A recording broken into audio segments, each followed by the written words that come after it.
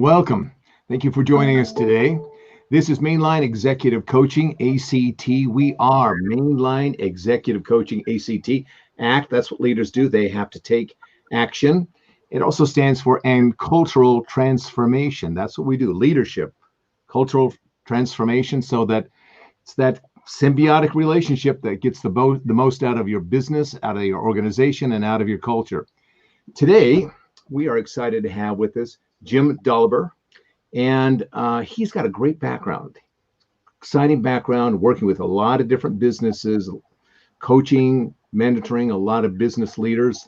So we're going to be talking about some particular area of leadership today, and this is the idea of leadership management, I guess you could say as well, of micromanaging. So I'm here with my partner, Rich Barron. Rich, say hi. Hello. All right, let's get going here. So, Rich, why don't you open up the door for us here in terms of micromanagement? Well, micromanagement, I'm going to go with the term that we hear a lot is the helicopter boss, the helicopter managers. And, this term really came about, the helicopter parent back, we started hearing about this in the 80s and 90s. But the helicopter manager, these are the guys that simply can't let go. They're the ones that feel that nobody can make a decision without them, or the decisions they make aren't up to their standards, so they'll change their minds or whatever it's going to be. They're often enablers. They can't let go of any issues that are there. They can't trust anybody. And so they become the guys that are hovering around, kind of hovering around like that pesky fly, if you will, that they're just going to be looking for a way to change or to control the situation or control the team or anything they can do to stay in charge and not let go of the process and allow people to do their jobs. Don't you find, I know this is a leading question, Jim, but working with micromanager type people, what I found is that they are kind of the killjoy of inspiration and motivation. There's just something about them hovering and judging and watching and criticizing and finding all the mistakes that just is like, it just deflates the balloon of passion and excitement. What's your take on that? Yeah, there's no doubt about it. Thanks, Michael. And thanks, Rich, for inviting me in. I really appreciate that. Absolutely. No, you're right, Michael. It is. It's overwhelming. It's almost as though it's there's these heavy blankets now. Everybody's into these blankets that are supposed to comfort you. Well, it's almost exactly opposite of that. It's smothering. I worked for one. I've worked for many, and there's no doubt about it. I mean, when you want to, you think you've got the experience, the education, and you've hired into an organization where you think you've been empowered, and that that you've got the abilities to make decisions, be creative, make decisions, and to really direct your people the way you want to direct your people. But when you're constantly getting that that 4 a.m. email or that text at 7 a.m. from a superior, it just doesn't allow you to be empowered, and it's smothering, and it takes away your energy level. It takes away your passion to lead your own team towards what you consider the finish line for the week, the month, or the year. Jim, so thank you. That's great insight. So the folks out there watching us today, let's do this so that they know that we didn't just drag you off the street because we couldn't find somebody else to join us on the podcast. Why don't you give us a little bit of your background and your expertise in business? It's far from that, Michael. I know. They don't know. Let's let them know. Yeah, they don't know, but trust me, that's the case. I've got a background. I've got 30 plus years of experience in corporate America. I had a little bit of sales and sales management experience in the steel industry. I went off and did some real estate. I came to California back in the 80s, saw real estate as a great opportunity, and ended up leasing and selling commercial real estate, office. Had a great career there, but I had a young family. I was young, and the compensation was kind of up and down. So I decided to get back into the corporate world where I thought, compensation would be a little more consistent. And I came into a very large franchise company where I worked myself up into a vice president role of a large division where I had teams of operations, sales, marketing, training, real estate, construction, to help support a large group of franchisees in territory where we're expanding. So that's a little bit about what I've done. Had a successful career, and about 3 years ago, I decided to package that all up and step out and do something brave. I went into owning my own business, and I looked at more W-2 and 1099 positions, but ultimately I knew that I wanted to own my own business. So I looked at a lot of different businesses, from retail to consulting to coaching, and then eventually came up with a coaching position. And now I am a career transition coach, and I work with primarily executives that are looking to pivot in life and do something different. And I work with them and help them kind of discover their goals, maybe rediscover their goals around lifestyle, income, wealth, and equity. And then I eventually show them businesses that might be able to check the boxes of those goals. So that's what I do. I love what I do. Really love to just try to help people find a better fit in life. And I've got a big backstory to that, Michael, but for now, we won't go into the backstory of why I chose to. Actually, I've got a personal mission statement. My personal mission statement is about helping people find a better fit. So now I'm doing something where I can do that. Well, that's good. I love that. This is like the 30-second elevator speech going from the bottom to the top of the stadium, the Eiffel Tower, I should say. Yeah. That was good. Actually, that's really good stuff, because I think that brings a lot of credibility to our discussion here today. Yes. So let's take a look at it this way. A couple of approaches here.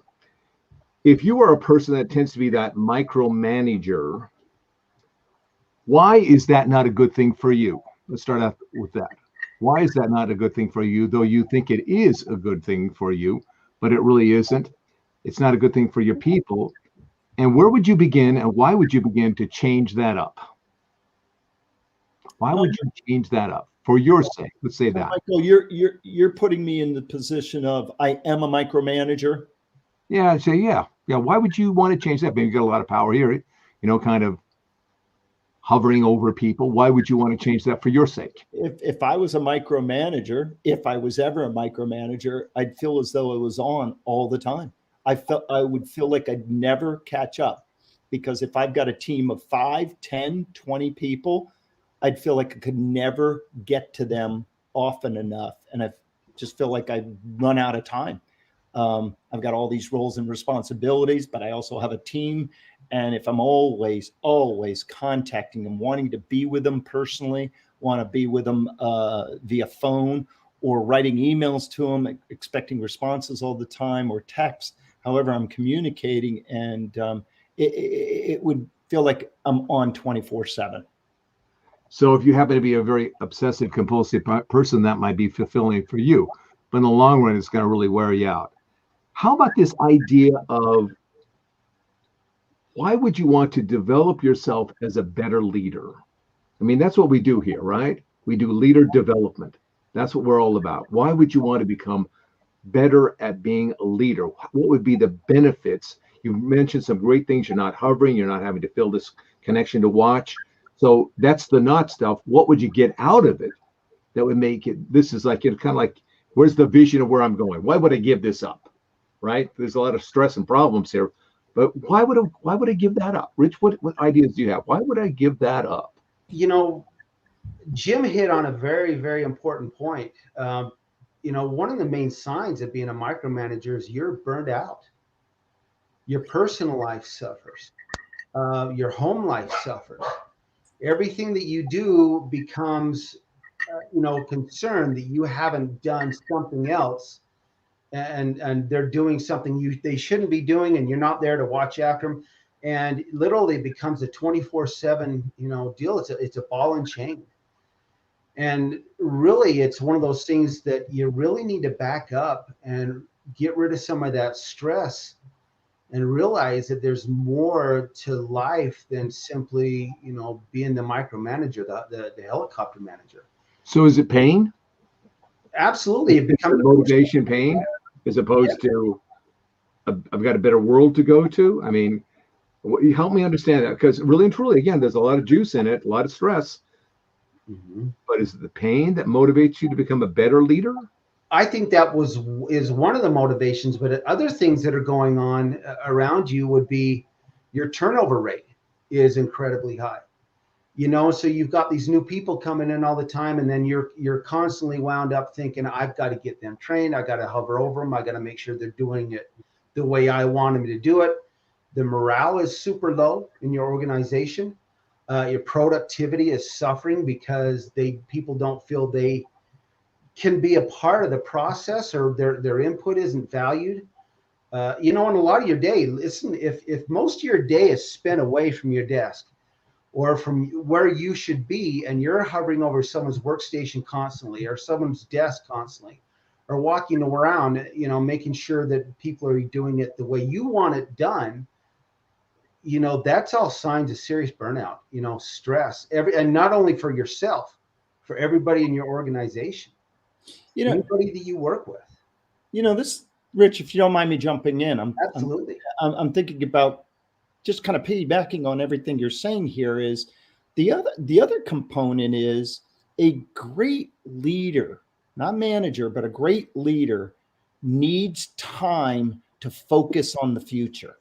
They may not be the visionary, guys. There's very few visionaries in this world. Let's be honest. There are. But there are great leaders that don't tend to be great visionaries, but great leaders. But they need the time. You don't have the time when you're micromanaging. You will never find the time to really, truly helicopter way up and get up into the stratosphere and be able to really spend that time that's necessary to move the ball forward, because you're never going to be able to move the ball forward if you're micromanaging. The burnout of your people, the turnover, all that just becomes this constant just wheel that goes round and round and round, but it's not going anywhere. It's on a treadmill. Right. So we're on a treadmill. We're not going anywhere. Some people love treadmills, but we just don't get anywhere. So you've been with people, I'm sure hundreds, if not thousands of times, Jim, where you have walked the floor with them in their business. Yep. Right. Seeing how they're relating to their people, how they're managing them, how they're motivating them, all that kind of stuff. Draw a picture for us of the manager who is that micromanager who's walking the floor, and the one who is the leader, who's more inspiring, building empowerment, believing in his people so that they go out there and they step into those shoes. Just kind of walk us between those two scenarios. Yeah.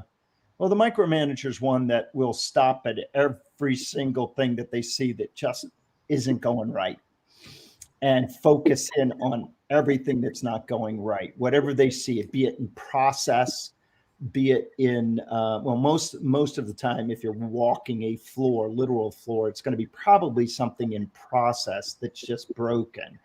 But also can see communications and stop and communicate for that individual to another individual, versus the non-micromanager going out and truly being that individual that is complimenting each one of those individuals while they're walking the floor, if it's literally walking the floor, and complimenting them on something that went really well yesterday or last week, and spending the time focusing in on that individual and how well they did that particular thing, and not constantly focusing in on, yes, of course, process is always going to need improvement, but focusing on that positive. And then maybe, asking, not telling, but asking, what do you need from me? What do you need from me to get better at your job? That's excellent. I love that. That's an excellent way of saying it. Rich, we're going to wrap this up in here in the next few minutes. So we're kind of down to our last 3 or 4 minutes. I'd like you to talk about, in terms of the core, we are people who are big in developing leaders in terms of their core, first growing them in terms of who they are. And what Jim he described the difference between somebody who was very anxious and controlling, coming out of their sense of, their core, and the other one that is very open, who's more relaxed, who's engaging authentically with other people. When we take a look at this, what is it that we as these leaders and developers of leaders, what is it that we do helping that individual make those necessary changes in their core to become the best leader that they can become? We have, some assessments, and I know Jim's very familiar with some of these assessments and things that really dives in to who these people are. And, it's not an easy thing to learn about, or to really open up and discover some of the reasons why I'm not succeeding at some of these other areas is because I have not taken time to really look at my inner core. What is driving these my communication skills, my team leadership skills? And it really takes some time to look into who you are as and what type of leadership talents and skills that you have, and where your gaps lie. One thing I need to point out right now is you have to learn to fail. Your employees have to learn to fail. You have to let them fail. And in order to do that, you going back into this inner core is looking and understanding that as leaders, we've all failed at one point or another, and understanding how important that was in our personal growth. Jim, we talked about this, what back when one of the things you said, learn how to fail and fail big, fail right up front, get it out of the way, and fail fast. And you know what? That's what some of these true leaders allow their teams to do. They allow their people to do. They allow them to fail because they learn from that. It's when that failure continues is you fail to teach them. You fail to really help correct that, those issues that are going on. But that inner core and finding out where our maturity levels lie within each of those areas. And do we have any derailing potential traits, such as, these, are you burned out all the time, and why? Are you hovering over people all the time, and why? Are you demanding and driving them into an area that you want them to go, but isn't valuable for anybody else? Those are derailing potentials, derailing areas, and traits that you need to learn to overcome. And we do that. We help you find those areas, those gaps, what you're strong at, and what those gaps you need to help you overcome this. How many people that we've heard of that burn out and just health issues or whatever from work.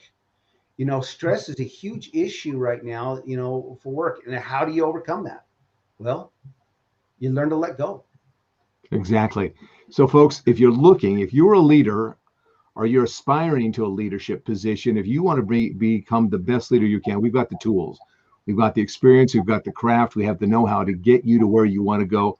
It just starts with a simple conversation, and we start moving you in a direction to see if it's a good fit for you, good fit for us. If it's not, I'll tell you very honestly, we're not going to set up a lose-lose situation. But if it is, we will encourage you to make that next step, because we really can help you. Jim, I'm going to ask you as we finish up here, if you would please, if you had a chance to spend 30 seconds or 60 seconds with that person who was that micromanager, and you just wanted to drop something into his or her ear saying, if you just get this little pearl, everything in your life as a business person, manager, leader is going to change. What would be that pearl? I think it would be, are you open to evolve? Are you open to explore new ways to manage? And if you are, and most of us should be on a lifelong learning expedition.